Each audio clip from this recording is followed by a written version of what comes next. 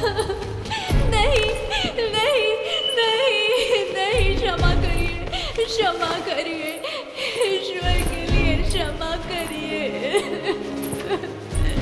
नहीं नहीं।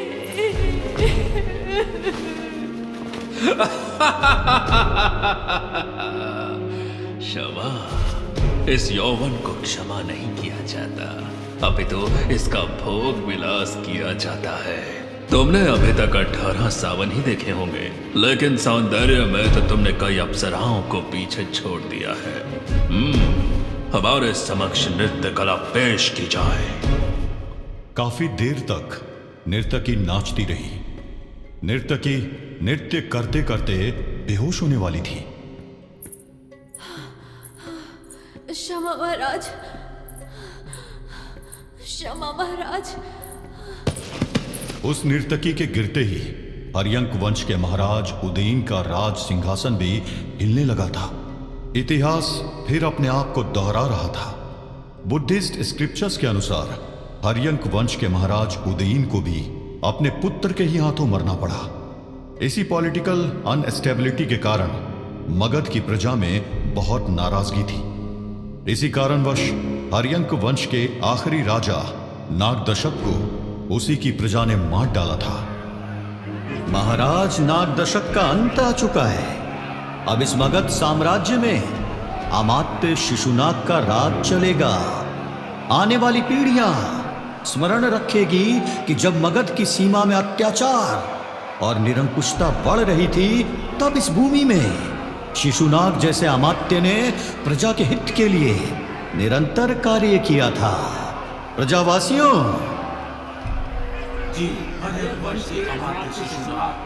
धिक्कार है। छी, अभी इसी क्षण से मैं हर्यक वंश का अमात्य नहीं हूं। यह उद्घोष इसलिए है क्योंकि अब हर्यक वंश के आखिरी सम्राट नागदशक के देवलोक प्रस्थान का समय आ चुका है। इस मगध की प्रजा को राजतंत्र का विरोध करना चाहिए और हर्यंक वंश के आखिरी महाराज नागदशक की मृत्यु को सुनिश्चित करना चाहिए।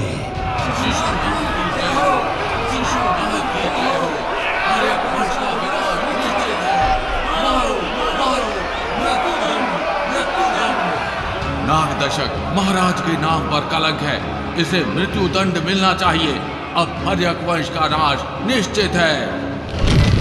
मगध की प्रजा ने हर्यंक वंश के आखिरी महाराज नागदशक को मार डाला था और उसके बाद उदय हुआ था नए साम्राज्य का, शिशुनाग साम्राज्य। मैं यानी विशाल मगध साम्राज्य का नवीन महाराज शिशुनाग। महाराज शिशुनाग की जय हो, मगध साम्राज्य की विजय हो। शांति शांति शांति। मैं यानी शिशुनाग ये घोषणा करता हूं कि मगध की धरती से हर्यंक वंश का संपूर्ण नाश हो चुका है। हर्यंक वंश का आखिरी महाराज नागदशक को मगध की जनता ने ही मृत्यु दंड दे दिया है। आज से मगध की भूमि में एक नया दौर प्रारंभ हो रहा है और मगध में शिशुनाग वंश की शुरुआत हो रही है। इतिहास के पन्नों को देखें तो पता चलता है कि हर नए साम्राज्य की नींव पुराने साम्राज्य के विनाश पर ही रखी गई है। हर्यंक वंश के आखिरी राजा नागदशक की मृत्यु के बाद मगध की धरती में नए साम्राज्य का उदय हुआ। उस साम्राज्य का नाम था शिशुनाग साम्राज्य। इस राजवंश के पहले महाराज शिशुनाग के नाम पर ही इस राजवंश का नाम रखा गया। इस बात को आगे बढ़ाते हुए हिस्टोरियन उमाशंकर कहती हैं, मगध साम्राज्य पर शासन करने वाले मुख्य 3 वंश मिलते हैं। पहला हर्यक वंश, दूसरा शिशुनाग वंश, तीसरा नंद वंश। एक नज़र में मगध के हर्यक वंश को पूरा समझ लेते हैं।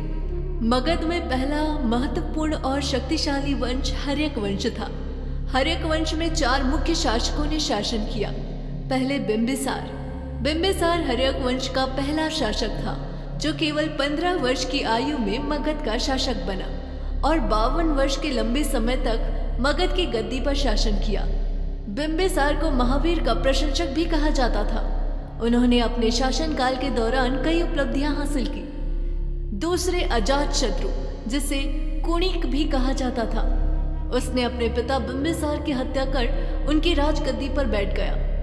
अपने 32 साल के शासनकाल के दौरान अजातशत्रु ने कोसल और वैशाली के विरुद्ध युद्ध जीते।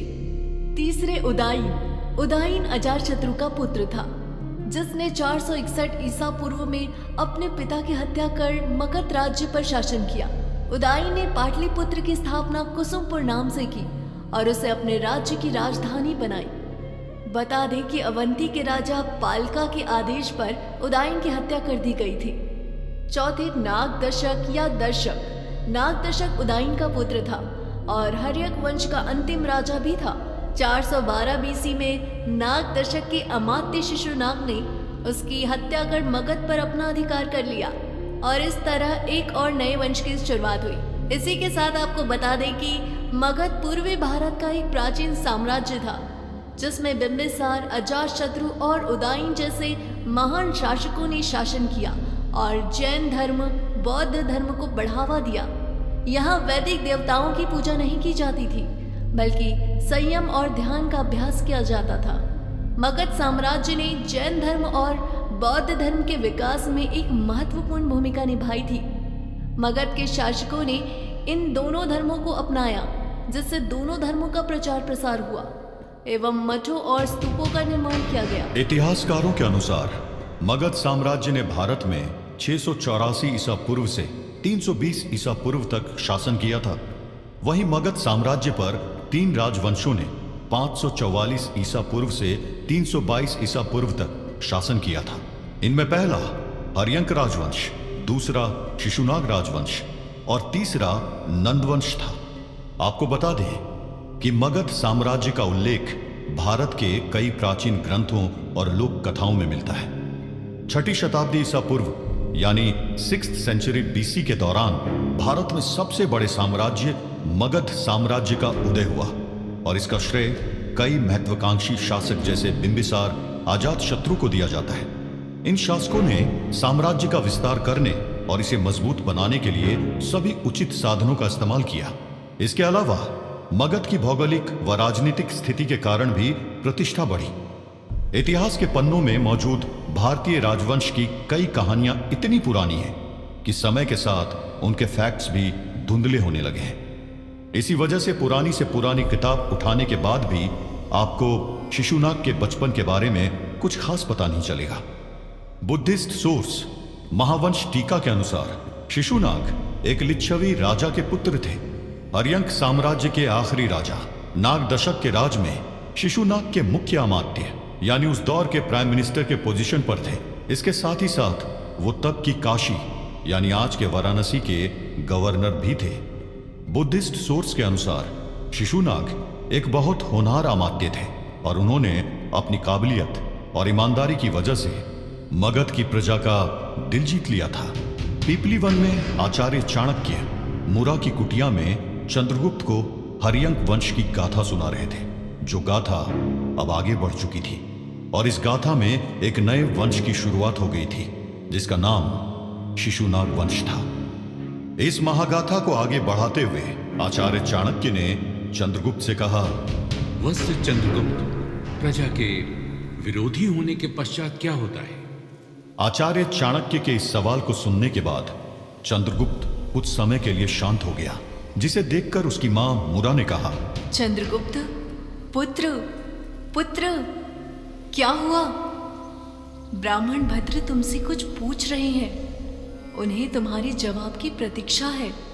जवाब तो चंद्रगुप्त कि प्रजा के विरोधी होने के पश्चात क्या होता है?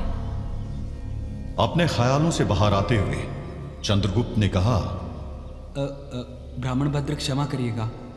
ब्राह्मण भद्र, यदि प्रजा विरोधी हो जाए तो वही होता है जो हर्यक वंश के आखिरी महाराज नागदशक के साथ हुआ था। मगध की प्रजा ने विरोध किया था और नागदशक को मृत्यु दंड देकर वहां के अमात्य शिशुनाग को राजगद्दी पर स्थापित कर दिया था। शिशुनाग वंश। ब्राह्मण भद्र, आप किस सोच में डूब गए? आखिर कैसा था शिशुनाग राजवंश? चंद्रगुप्त का शिशुनाग वंश से परिचय कराएं। मुरा अपनी बात पूरी कर ही रही थी कि बीच में ही चंद्रगुप्त ने अपनी मां मुरा को टोकते हुए कहा, माँ एक क्षण रुकिए। अच्छा पुत्र, पहले तुम अपना प्रश्न पूछ लो। ब्राह्मण भद्र, हाँ वत्स, अपने मन में दौड़ते हुए अश्व को लगाम लगाओ और निसंकोच पूछो, तुम्हें क्या पूछना है? ब्राह्मण भद्र, जैसा कि आपने कहा आप शिशुनाग वंश के बारे में विस्तार से बताइए, परंतु परंतु क्या परंतु चंद्रगुप्त? वत्स, पूरी बात कहो। ब्राह्मण भद्र, मुझे शिशुनाग राजवंश के साथ सुजात के रहस्य के बारे में भी जानना है। माँ ने आपसे प्रश्न पूछा था कि ब्राह्मण भद्र, क्या था सुजात का रहस्य? चंद्रगुप्त, सुजात का रहस्य? क्या चंद्रगुप्त और उसकी मां मुरा के सामने खुलने वाला है सुजात का गहरा रहस्य, जिसने पलट दी पूरे मगध की रूपरेखा? अब क्या कहने वाले थे आचार्य चाणक्य, और आखिर कैसा था मगध का शिशुनाग राजवंश?